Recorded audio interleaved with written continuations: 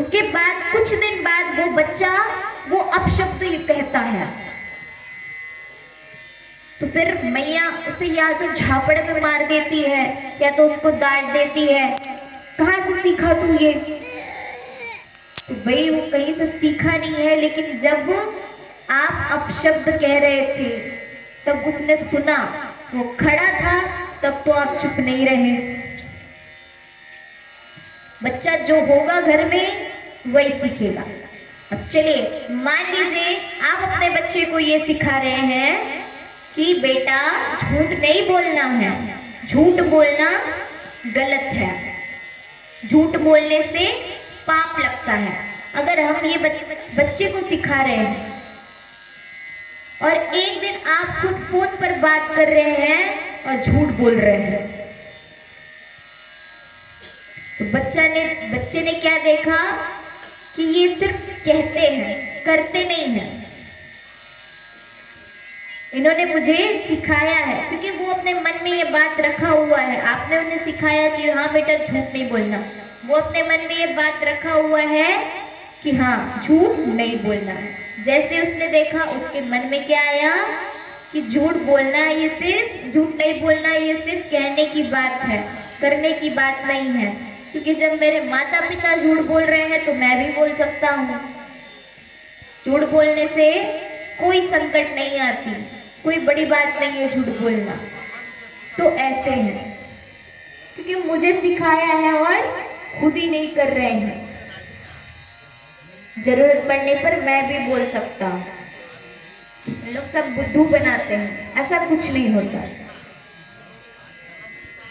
ऐसा कह करके अब माता सुनीति ने ध्रुव जी महाराज को कहा कि जाओ तुम जा करके तप करो और भगवान की प्राप्ति हेतु निकल पड़ो।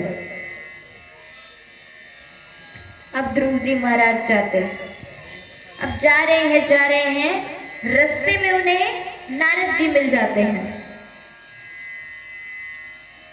अब नारद जी ने कहते कि बेटा तुम कहाँ जा रहे हो? ध्रुव जी कहते हैं कि मैं भगवान की प्राप्ति करने जा रहा हूं। वैसे आप नारद जी हो ना? नारद जी कहते हैं हाँ मैं नारद जी हूँ।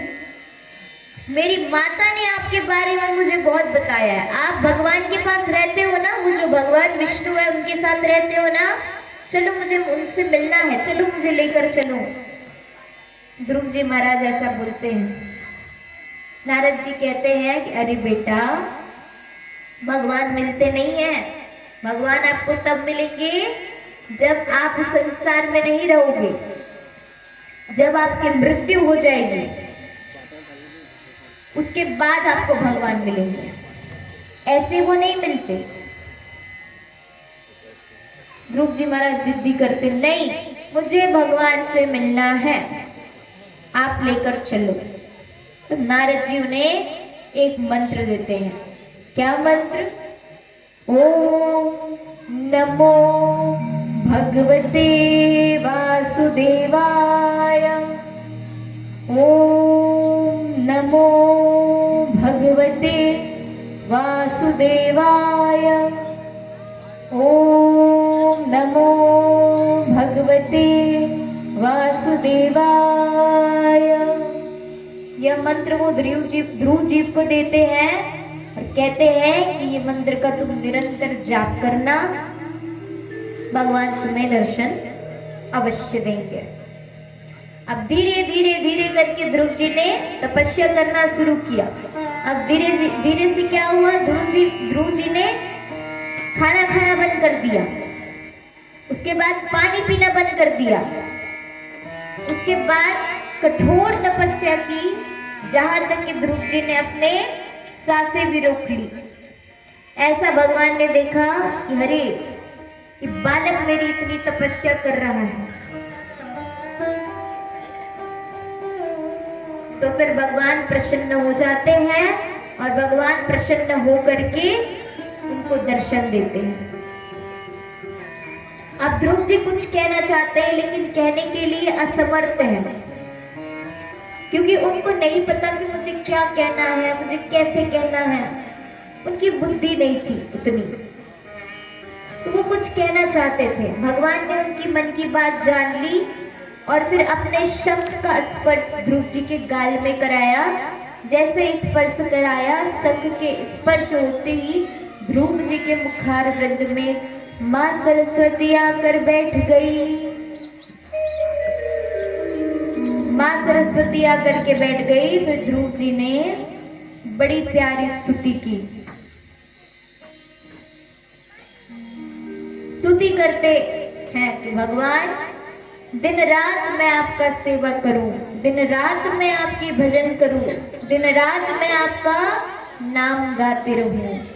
भगवान ने उन्हें वरदान दिया कि तुम 36,000 वर्ष तक के पृथ्वी पर शासन करोगे और 36,000 वर्ष के बाद जब तुम्हारी मृत्यु हो जाएगी तो तुम मेरे धाम आओगे और मैं स्वयं उत्तर दिशा में ध्रुव लोक का निर्माण करवाऊंगा।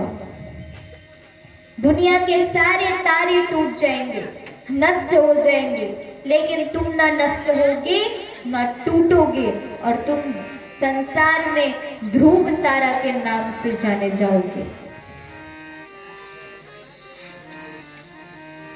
अब यहाँ पर वरदान पा करके ध्रुव जी घर आए, राजा बने। 36,000 वर्ष तक के उन्होंने शासन किया। उनका अंत समय आया, वो भगवान की तपस्या कर रहे थे। उसी समय अचानक ध्रुव जी के सामने एक सुंदर स्त्री आकर के खड़े हो जाती है। ध्रुव जी महाराज को प्रणाम करती है। ध्रुव जी महाराज कहते हैं कि स्त्री तुम कौन हो? वह स्त्री बताती है कि मैं मृत्यु हूँ, मेरा नाम मृत्यु है और आज मृत्यु आपके सामने झुक रही है, आपकी भक्ति के सामने झुक रही है। महाराज, जब मैं किसी को लेने आती हूँ तब मैं किसी को रस्सी में बांधकर घसीटते हुए लेकर जाती हूँ, अपने दांतों में चबा करके लेकर जाती हूँ, किसी को अपने नाखून से नोचते हुए लेकर के जाती हूँ।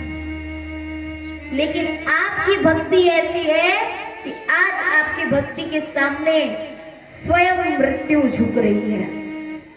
इसलिए महाराज, आप मेरे सिर पर पैर रखें और फिर भगवत धाम की ओर गमन करें। ध्रुव जी महाराज मृत्यु के सिर पर पैर रखते हैं और भगवत धाम की ओर गमन करते हैं। तो ये है भगवान की भक्ति।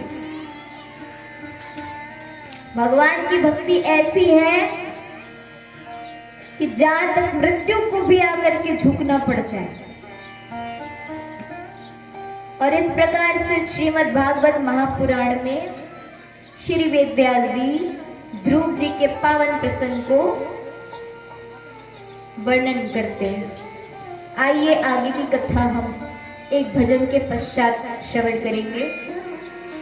बोलिए भक्तवत्सल भगवान की।